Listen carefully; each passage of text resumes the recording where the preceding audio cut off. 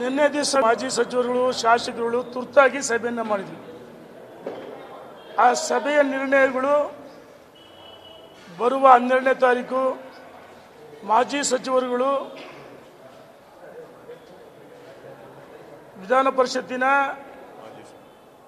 ವಿಧಾನಸಭೆಯ ಮಾಜಿ ಸದಸ್ಯರುಗಳು ಒಟ್ಟಾಗಿ ಸೇರಿ ಮತ್ತು ಕೆಲವು ಮುಖಂಡರುಗಳು ಇದುವರೆಗೂ ಕಟ್ಟ ಸುಬ್ರಹ್ಮಣ್ಯ ನಾಯ್ಡು ನಿವಾಸದಲ್ಲಿ ಸಭೆಯನ್ನು ಮಾಡ್ತಿದ್ವಿ.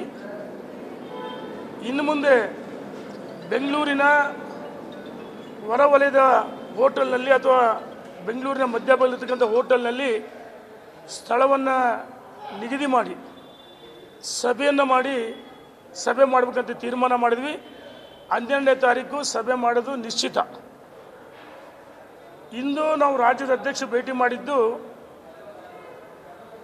ನಾಳೆ 9ನೇ ತಾರೀಕು ಹರಿಹರ ತಾಲೂಕು ರಾಜಗೊಂಡನಹಳ್ಳಿಯಲ್ಲಿ ವಾಲ್ಮೀಕಿ ಜಾತ್ರಾ ಮಹೋತ್ಸವ ಇದೆ. 14ನೇ ತಾರೀಕು ಹೊನ್ನಾಳಿ ಸೂರುಗೊಂಡನಕೊಪ್ಪದಲ್ಲಿ ನಮ್ಮ ಭಾರತ ದೇಶದಲ್ಲೇ ಬಹಳ ಪ್ರಸಿದ್ಧವಾದ ಐತಿಹಾಸಿಕ ಸ್ಥಳ ಸೂರುಗೊಂಡನಕೊಪ್ಪ ಸೇವಾಲಾಲ್ ಜನ್ಮಸ್ಥಳ.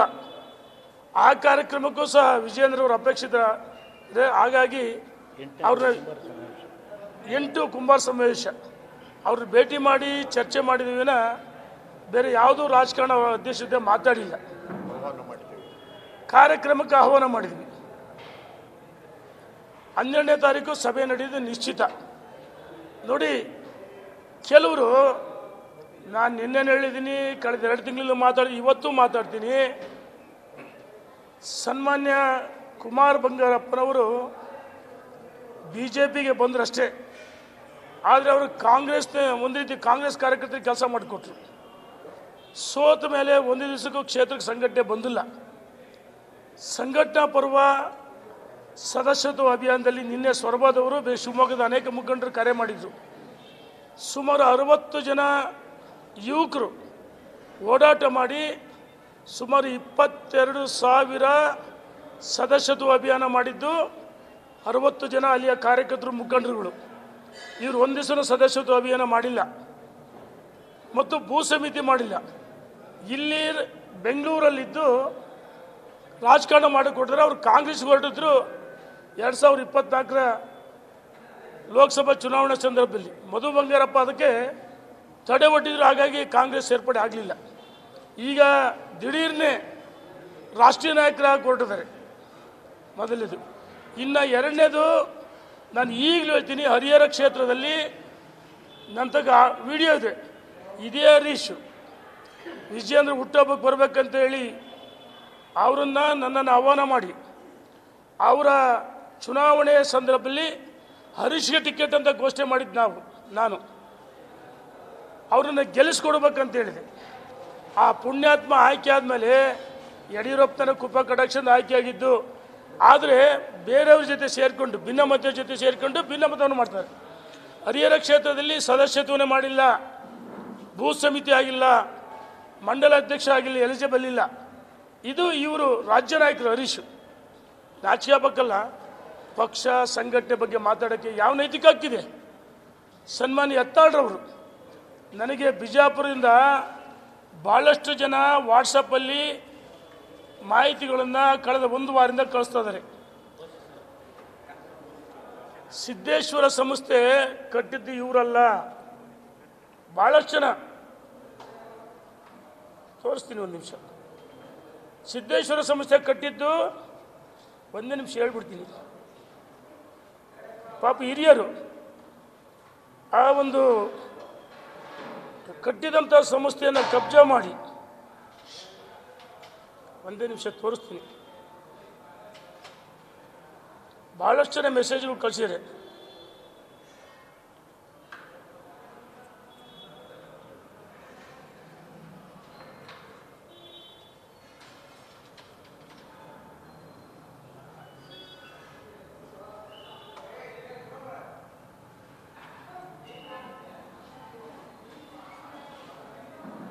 ನೋಡಿ, ಬಸವನಗೌಡರ ಪುತ್ರ ವ್ಯಾಮೋಹದಿಂದ ಸಂಜಯ್ ಪಾಟೀಲ್ ಕನಮಡಿ ಎಂಬ ಭಾಜಪ ಹಾಗೂ ಸಂಘದ ಕಾರ್ಯಕರ್ತ ಹಾಗೂ ಪಂಚಮಶಾಲಿ ಸಮಾಜದ ನಾಯಕರನ್ನು ಹೇಗೆ ಬಲಿ ಕೊಟ್ಟರು ನೋಡಿ. ಇವರ ಚುನಾವಣೆಗೆ ಸ್ಪರ್ಧೆ ಮಾಡಿದಾಗ ಇವರ ವಿರುದ್ಧವಾಗಿ ಇವರು ಸುಪುತ್ರನ ನಿಲ್ಲಿಸಿ ಭಾಜಪ ಕಾರ್ಯಕರ್ತರಿಗೆ ಗೌರವ ಕೊಡಲಿಲ್ಲ, ಸಂಘ ಪರಿವಾರದವರು ಗೌರವ ಕೊಡಲಿಲ್ಲ. ಅವ್ರ ವಿರುದ್ಧ ತನ್ನ ಮಗನನ್ನು ಬಂಡಾಯ ನಿಲ್ಲಿಸಿ ಇಡೀ ಸ್ವಂತ ಮಗನ ಇಲ್ಲ ಹೇಳಿದ್ರೆ ನಿರ್ದೇಶಕನಾಗ ಆರಿಸಿ ತಂದರು. ಇದು ಅಲ್ಲಿಯ ಯಾರು ಕಳಿಸಿರುತ್ತೆ ಹೇಳೋದು ಬೇಡ ನೋಡಿ. ಭಾಳಷ್ಟು ಜನ ವಾಟ್ಸಪ್ ಮೆಸೇಜ್ ಬರ್ತದವು, ಇವ್ರು ಹೆಂಗಿದ್ರು ಏನು ಎಲ್ಲ ಮಾಹಿತಿ ಬರ್ತಾ ಇದ್ದಾವೆ. ಏನು ಅದು ಹೋಗ್ತಾ ಇದೆ. ನಿಮಗೆ ಬೇಕಾದ್ರೆ ಗ್ರೂಪಿಗೆ ಹಾಕ್ತೀನಿ.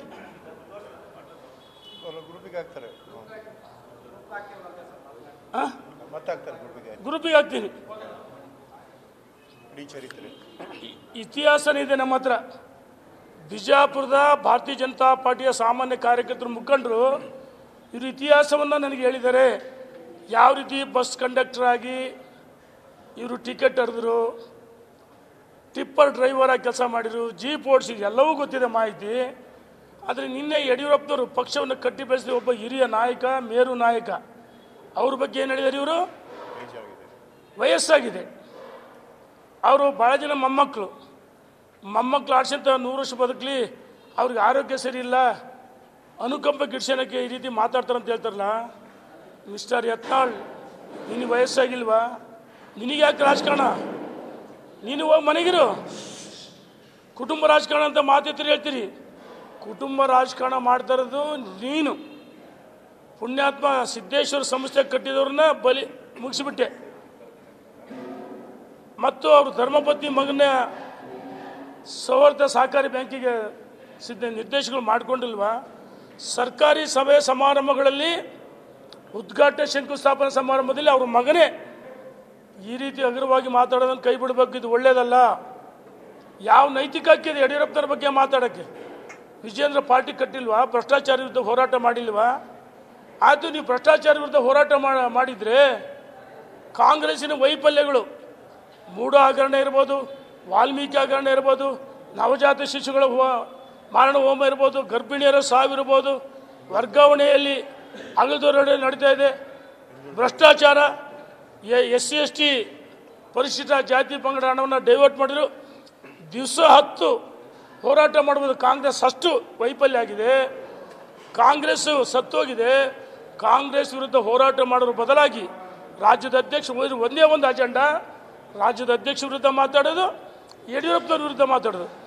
ಒಂದು ಸಾರಿ ಇವರಿಗೆ ಯಾರು ಮಾತಾಡ್ತಾರೆ ಹಗುರವಾಗಿ, ಇಂಥವ್ರನ್ನ ನಮ್ಮ ಹೈಕಮಾಂಡ್ ರಾಷ್ಟ್ರೀಯ ನಾಯಕರು ಕಳೆದ 3 ಲಕ್ಷದಿಂದ 16 ಬಾರಿ ಹೋಗಿ ನಾವು ಭೇಟಿ ಮಾಡ್ತೀವಿ ಅಂದರು. ಇದುವರೆಗೂ ಸಮಯ ಕೊಡದೆ ಬಂದ ದಾರಿಗೆ ಸುಂಕ ಇಲ್ಲ. ದಂಡಯಾತ್ರೆ, ದಂಡಪಿಂಡಗಳು ನಿನ್ನೆ ವಾಪಸ್ ಬಂದಿದ್ದಾವೆ. ಭಾರತೀಯ ಜನತಾ ಪಾರ್ಟಿ ನಮ್ಮ ವರಿಷ್ಠರು, ಸಂಘ ಪರಿವಾರದವರು ಎಲ್ಲ ಮಾಹಿತಿ ಇದೆ. ಇವ್ರು ಯಾರ್ಯಾರು ಏನು ಮಾಡ್ತಾರೆ, ಇವರು ಪರಿವಾರ ಸಂಘ ಇಷ್ಟೇ. ಇನ್ನೊಬ್ಬರು ಹೇಳಿದ್ದಾರೆ ಪುಣ್ಯಾತ್ಮರು, ಲೋಕಸಭೆ ಅವರು ಧರ್ಮಪತ್ನಿ ಸೋಲಿಗೆ ನಾವ್ಯಾರೂ ಕಾರಣ ಅಲ್ಲ, ರಾಜ್ಯದ ಅಧ್ಯಕ್ಷರು ಕಾರಣ ಅಲ್ಲ, ಅವರ ಸ್ವಯಂಕೃತ ಅಪರಾಧ. ಯಡಿಯೂರಪ್ಪರನ್ನ ಯಾವ ರೀತಿ ಅವರಿಗೆ ಸಹಾಯ ಮಾಡಿದರು, ಯಡಿಯೂರಪ್ಪನವ್ರ ಹೆಸರು ಹೇಳ್ಕೊಂಡು ಸಾವಿರಾರು ಕೋಟಿ ಮಾಡಿಕೊಂಡ್ರು. ದಾವಣಗೆರೆಯಲ್ಲಿ ಸಂಸ್ಥೆಗಳು ಕಟ್ಟಿದ್ರು. ಇವರವೆಲ್ಲ ಹಣೆ ಬರ ನಮ್ಮ ಹತ್ರ ಹಿಸ್ಟ್ರಿ ಇದೆ.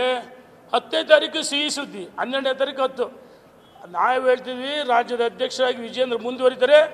ಅದೇ ಸಿಹಿ ಸುದ್ದಿ ಮತ್ತೊಮ್ಮೆ ಯತ್ನಾಳ್ಗೆ ಹೇಳ್ತೀನಿ. ಭ್ರಷ್ಟರು ಅಂತ ಹೇಳಿದಿರ್ತಲ್ಲ, ಎಷ್ಟು 1000 ಕೋಟಿ ನಿಮ್ಮ ಸಕ್ಕರೆ ಕಂಪ್ನಿ ಬಾಳುತ್ತೆ ನನಗೆ ಚೆನ್ನಾಗಿ ಗೊತ್ತಿದೆ. ಅದು ಎಷ್ಟಕ್ಕೆ ಮಾಡ್ಕೊಂಡ್ರಿ ಗೊತ್ತಿಲ್ವಾ? ನಿಮ್ಮ ಹಗರಣಗಳು ಇದೇ ರೀತಿ ಮಾತಾಡಿದ್ರೆ ಎಳೆಯಾಗಿ ಬಿಚ್ಚಿಡ್ತೀವಿ ಅಂತೇಳಿ ನಾನು ಎಚ್ಚರಿಕೆಯನ್ನು ಕೊಡ್ತೀನಿ. ಧನ್ಯವಾದಗಳು. ನ್ಯೂಸ್ ಫಸ್ಟ್, ನಿರ್ಭೀತಿಯಿಂದ ನಿಮ್ಮ ಪರವಾಗಿ.